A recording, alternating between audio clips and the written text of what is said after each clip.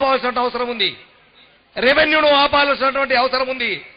తెలంగాణ రాష్ట్రం వచ్చేంత వరకు ఇక్కడ ఉన్నటువంటి ప్రజలెవరం కూడా ప్రభుత్వానికి చెల్లించాల్సినటువంటి ఏ రకమైన బిల్లును కూడా చెల్లించమని చెప్పి ప్రతిజ్ఞ చేయవలసినటువంటి అవసరం ఉంది.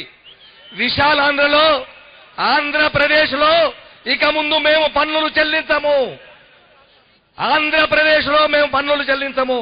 తెలంగాణ రాష్ట్రంలో మాత్రమే పన్నులు చెల్లిస్తామని చెప్పని నిర్ణయం మీద మనం ఉండవలసినటువంటి అవసరం ఉంది అని చెప్పి విజ్ఞప్తి చేస్తున్నాను. మిత్రులారా, మనకు చాలా ఉంది. ఈ కాంగ్రెస్ ప్రభుత్వం, కాంగ్రెస్ పార్టీ గత 60 సంవత్సరాలుగా మనల్ని మోసం చేస్తున్నది. ఇదే కలీల్వాడి మైదానం లోపల 1956 కంటే ముందు నెహ్రూ ఏం చెప్పాడు మనకు? తెలంగాణ అమాయకురాలిని ఒక ఆంధ్ర తుంటరి చేతిలో పెట్టి పెళ్లి చేస్తున్నాము. ఈ కాపురము సజావుగా జరిగితే పర్వాలేదు, ఒకవేళ సజావుగా జరగకపోతే మీరు విడిపోవచ్చు అని చెప్పి ఇదే మైదానం లోపల చాచా నెహ్రూ చెప్పిండు. ఆ చెప్పిన మాటలు ఇవాళ ఏమైనా చెప్పి అడుగుతున్నాము. ఈ కాపురం సజావుగా జరగలేదు. గత 50 సంవత్సరాలుగా తెలంగాణలో ఉన్నటువంటి అన్ని రకమైన వనరులను ఆంధ్ర ప్రాంతానికి కొల్లగొట్టుకుపోయింది. అయినా తెలంగాణ ప్రజలు 69లో ఉద్యమిస్తే 375 మంది విద్యార్థులు ఆనాడు అమరైనారు. మళ్ళీ తెలంగాణ ఉద్యమం మొదలైంది. ఈ ఉద్యమంలో మరి ఈ ఉద్యమం కూడా మొన్న 29 నవంబర్ నుంచి విద్యార్థులు ప్రారంభించినటువంటి ఈ ఉద్యమము ఇవాళ తారాస్థాయికి వచ్చింది, ప్రజల చేతుల్లోకి పోయింది. తిరిగి 200 మంది విద్యార్థులు బలిదానం చేశారని చెప్పి గుర్తు చేస్తున్నాము. అయినా ఒక రాజకీయ పార్టీ ఇవాళ దాని గురించి ఆలోచించడం లేదు. ఇంకా మన జీవితాలతోటి ఆటలాడుకోవడానికి ప్రయత్నం చేస్తున్నారు. మీటింగ్ల పేరు మీద, కమిటీల పేరు మీద, చర్చల పేరు మీద, ప్రకటనల పేరు మీద తెలంగాణ రాష్ట్ర ఏర్పాటును ఇంకా లేటు చేయడానికి, ఇంకా సాగతి చేయడానికి కేంద్ర ప్రభుత్వం చాలా ప్రయత్నం చేస్తున్నది. మొన్నటి చర్చలు కానీ, అంతకుముందు చిదంబరం ప్రకటనలు కానీ, ఇవాళ 28వ తారీఖు నాడు మీరు ప్రకటన చేయకపోతే మేము రాజీనామా చేస్తామన్న చెప్పన్న రాజకీయ నాయకుల ఎమ్మెల్యేలు కానీ ఇవాళ వెనుకంజ వేస్తున్నారు. కాబట్టి మిత్రులారా, ఒక విజ్ఞప్తి చేస్తున్నాను. రేపు 28 తర్వాత, రేపు అంటే రేపే ఒకవేళ కాంగ్రెస్ పార్టీ వాళ్ళు కానీ, తెలుగుదేశం పార్టీ వాళ్ళు కానీ, ఏ పార్టీ వాళ్ళైనా ఎమ్మెల్యేలు, తెలంగాణ ప్రాంత ఎమ్మెల్యేలు రాజీనామాలు చేసుకొని కేంద్ర ప్రభుత్వం మీద ఒత్తిడి చేయాలి. వీళ్ళు రాజీనామా చేస్తే తెలంగాణ రాదు, కాకపోతే ఒత్తిడి పెరుగుతుంది, అక్కడ బిల్లు పెట్టే అవకాశం ఉంటుంది. కాబట్టి ఆ ఒత్తిడి పెంచడానికి రాజీనామా చేయాల్సినటువంటి అవసరం ఉన్నది అని చెప్పి కూడా విజ్ఞప్తి చేస్తున్నాను. రాజీనామా చేయడం వల్ల రాజ్యాంగ సంక్షోభం ఏర్పడదని చెప్పంటున్నారు. రాజ్యాంగ సంక్షోభం ఏర్పడే ప్రసక్తే లేదు. రాష్ట్రపతి పరిపాలన వస్తుంది, ఎన్నికలు వస్తాయి. కాబట్టి కేంద్ర ప్రభుత్వం మీద ఒత్తిడి పెరిగితే రేపు బిల్లు పెట్టే అవకాశం ఉంటుంది. కాబట్టి మిత్రులారా, తెలంగాణ ప్రాంతంలో నిజామాబాద్ జిల్లాకు ఒక అగ్రస్థానం ఉన్నది. ఒక చారిత్రాత్మక పోరాటాలు చేసినటువంటి స్థానం ఇక్కడ ఈ జిల్లాకు ఉన్నది. పోలీసు డిపార్ట్మెంట్ లోనే మొదటిసారిగా కిష్టయ్య అమరుడైనాడు తెలంగాణ రాష్ట్రం కొరకు. కాబట్టి అటువంటి కిష్టయ్యనిక ముందు ఉండకూడదని చెప్పి కూడా విజ్ఞప్తి చేస్తున్నారు. విద్యార్థులు అమరులవుతున్నారు. నిన్నగాక మొన్న కామారెడ్డి దగ్గర నరేష్ అమరుడైనాడు. ఇంకా కాబట్టి ఒకటే చెప్పంటే మిత్రులారా, ఎవరు కూడా ప్రాణ త్యాగాలు చేయొద్దు. విద్యార్థులు గాని, యువకులు గాని ఎవరైనా కూడా ప్రాణ త్యాగాలు చేయొద్దు. ప్రాణాలు నిలుపుకొని రేపటి తెలంగాణను సాధించుకోవడానికి మీరంతా ఐక్యంగా, విద్యార్థులు, యువకులు, మేధావులు అందరూ కూడా ఐక్యంగా ఉండాలని చెప్పి నేను విజ్ఞప్తి చేస్తున్నాను. చివరగా ఒక విషయం ఏందని చెప్పంటే, ప్రభుత్వాన్ని స్తంభింపజేయాలి. ప్రభుత్వాన్ని స్తంభింపజేయాలని చెప్పంటే కార్మికులు, కర్షకులు, విద్యార్థులు, ఉపాధ్యాయులు, ఉద్యోగులు అందరూ విధులు బహిష్కరించి రోడ్ల మీదకి వచ్చేసి ఈ ఒక ప్రభుత్వాన్ని స్తంభింపజేయాల్సిన అవసరం ఉంది. ప్రభుత్వానికి సహాయ నిరాకరణ చేయాలని చెప్పి విజ్ఞప్తి చేస్తూ సెలవు తీసుకుంటున్నాను. జై తెలంగాణ, జై తెలంగాణ, జోహార్ తెలంగాణ విద్యార్థి అమరవీరులకు. థ్యాంక్ యూ అన్న. ఇప్పుడు తెలంగాణ మన గీతాన్ని మనం మొన్నటి వరకు మా తెలుగు తల్లికి మల్లెపూదండ, ఇప్పుడు పాడం మా తెలంగాణ జాతీయ గీతం మాకు ఉంది. అటువంటి మన తెలంగాణ తల్లి గీతాన్ని వ్రాసినటువంటి శ్రీ అందశ్రీ గారు తమ అమూల్యమైన సందేశాన్ని ఇవ్వాల్సిందిగా కోరుచున్నాం.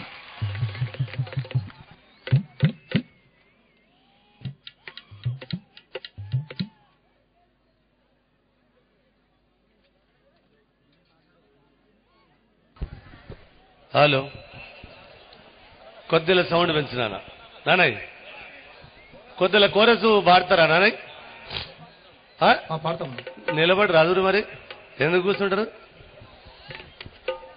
తెలంగాణ ఉద్యమంలో అశూరు భాష అమరవీరులకు జోహార్ నిజామాబాద్ జిల్లా కృష్ణన్నకు జోహార్ ప్రజా ఉద్యమ నౌక పాటల పెట్టని కోట తెలంగాణకు ఒక కల్చర్ గుండెకాయ గద్దరన్న పాదాల గజ్జలకు వందనాలతో ఈ వేదికను ఇంత గొప్పగా నలుమూలల నుంచి ఇందూరమ్మ మందారాలు ఇందూరమ్మ సిగబూసిన ఎర్రని మందారాల్లాగా మీరు ఆసీనులైన మీ అందరి కూడా జై తెలంగాణ. అందశ్రీ కొద్దిగా సౌండ్ పెంచునన్న. హలో కొద్దిగా సౌండ్ పెంచు. హలో ఒక చిన్న మాట చెప్తా. ఎప్పుడు ఇంత గొప్ప జనంలో చెప్పుకునే భాగ్యం కలగలే నాకు. నేను కోలోడుగా పుట్టింది వరంగల్ జిల్లా అయితే కలంబట్టి అందశ్రీగా పురుడు పోసుకున్నది ఇందూరు జిల్లనే. జై తెలంగాణ. ఆ ఇందూరమ్మకు వందనాలు. జనజాతరలో మన గీతం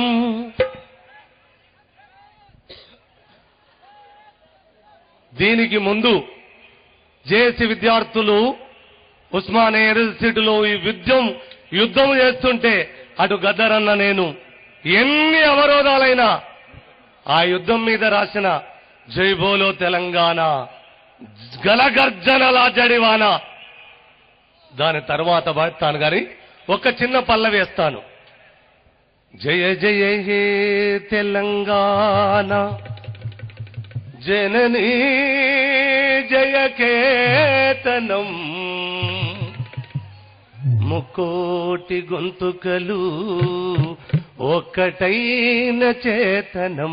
జయ జయ హే తెలంగాణ జనని జయ కేతనం ముకోటి గొంతుకలు ఒక్కటైన చేతనం. జయ జయ హే తెలంగాణ జనని జయ కేతనం ముకోటి గొంతుకలు ఒక్కటైన చేతనం. తరతరాల చరిత గల తల్లి నీరాజనం తరతరాల చరిత గల తల్లి నీరాజనం. 10 జిల్లలని పిల్లలు రమమెల్లిన శుభతరుణం. జై తెలంగాణ జై జై తెలంగాణ జై తెలంగాణ జై జై తెలంగాణ. కంపనకు జన్మనిచ్చి పద్యనకు పద్యమిచ్చి విమ కవికి చనువాల బీజాక్షరమైన తల్లి బీజాక్షరమైన తల్లి బీజాక్షరమైన తల్లి. అరుని గాథ శబ్ద శక్తికి ఆయువులు దినలేలా అరుని గాథ శబ్ద శక్తికి ఆయువులు దినలేలా. ధ్రువకథల తెలంగాణ కోటి లింగాల కోన. జై తెలంగాణ జై జై తెలంగాణ జై తెలంగాణ జై జై తెలంగాణ. ప్రజల భాషలో కావ్య ప్రమాణాలు ప్రకటించి తెలుగులో తొలి ప్రజా కవి పాలకురికి సోమన్న పాలకురికి సోమన్న పాలకురికి సోమన్న. రాజాన్నే ధిక్కరించి రాములోని గుడిని కట్టి రాజాన్నే ధిక్కరించి రాములోని గుడిని కట్టి అభిభాద్రై వెలిగతి చలకంచల్ల గోపన్న. జై తెలంగాణ జై జై తెలంగాణ జై తెలంగాణ జై జై తెలంగాణ. కాళిదాస కావ్యాలకు భాష్యాలను రాసినట్టి మలినాథ సూరి మెతుకు సీమ కన్న బిడ్డ మెతుకు సీమ కన్న బిడ్డ మెతుకు సీమ కన్న బిడ్డ. తులి కట్టనేలినట్టి బహుతాలిక బంధువతడు తూలి కట్టనేలినట్టి బహుతాలిక బంధువతు సిక్కాగుని కరుణనే సిక్కారమె జన్మ.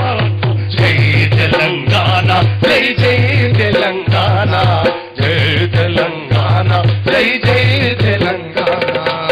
ఈ జన్మ హక్కు, ధిక్కారము తెలంగాణ జన్మ హక్కు. ఆ